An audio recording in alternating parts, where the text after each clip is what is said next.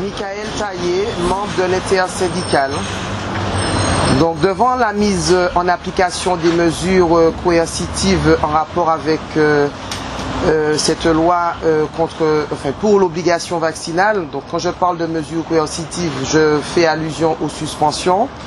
Nous avons été amenés à apporter notre soutien par notre présence physique et d'autres actions qui ont dû se faire au niveau de la blanchisserie, au niveau de la pharmacie, de la cuisine, de la logistique interne, puisque au niveau de la blanchisserie, nous avons 14 contractuels qui se voyaient, en tout cas avant nos différentes interventions, leur contrat non reconduit. Nous avons été par la même occasion au contact du personnel dans l'ensemble du CHUM, donc la Tour, Nouveau Pathotechnique, la MFME, et pas mal d'agents nous ont interpellés concernant les dysfonctionnements récurrents qui existent, qui n'ont pas été solutionnés et qui mettent en péril l'exercice de leur mission.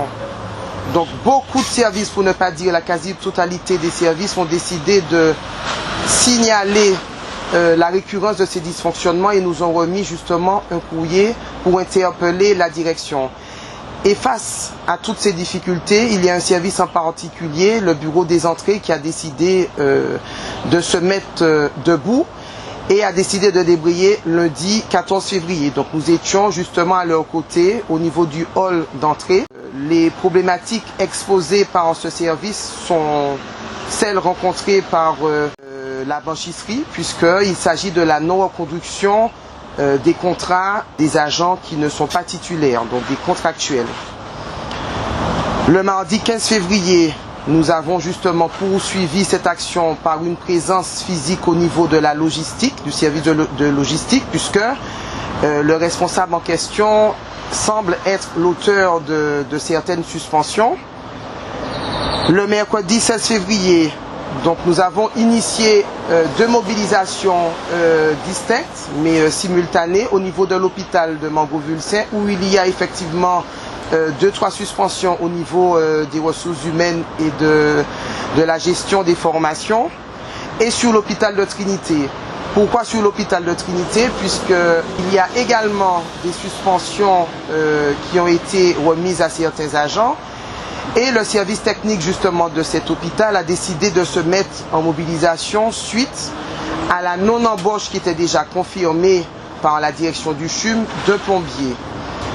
Donc nous sommes sur Trinité depuis mercredi, nous sommes retournés encore hier et à notre grande surprise, la direction de l'hôpital, donc représentée par M.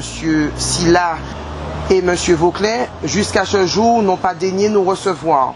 Nous attendons justement que ces messieurs, dames, nous apportent des solutions aux problématiques qui ont été exposées.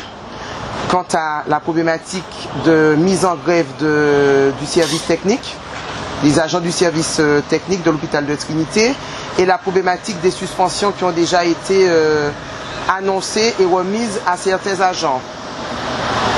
Demain vendredi, nous allons apporter notre soutien entre autres à Maître Tacita, donc, que je qualifierai comme étant l'avocat du peuple.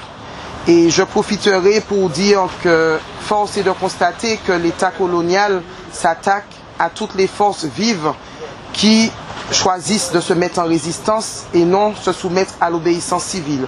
Donc à 14 h au niveau du palais de justice, donc nous allons apporter notre soutien à Maître Tacita de la Guadeloupe, qui est auditionné justement au niveau du palais de justice de Fort-de-France.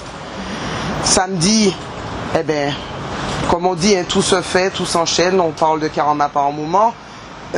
Nous proposons justement aux uns et aux autres un beau cantage sur le discours sur le colonisé. Donc ce serait un moment d'échange qui nous permettrait de comprendre justement la déconstruction identitaire du dit colonisé pour reconstruire justement les valeurs de l'être émancipé. Parce que par rapport au climat anxiogène, par rapport à tout ce qui se passe, je crois que le moment est venu pour que les uns et les autres arrivent à comprendre qu'il faut, entre guillemets, se décoloniser, accepter de briser les chaînes de la peur pour pouvoir grandir avec nos valeurs identitaires. Donc en gros, c'est une semaine qui a été en rapport avec toutes ces suspensions qui, hélas, deviennent effectives.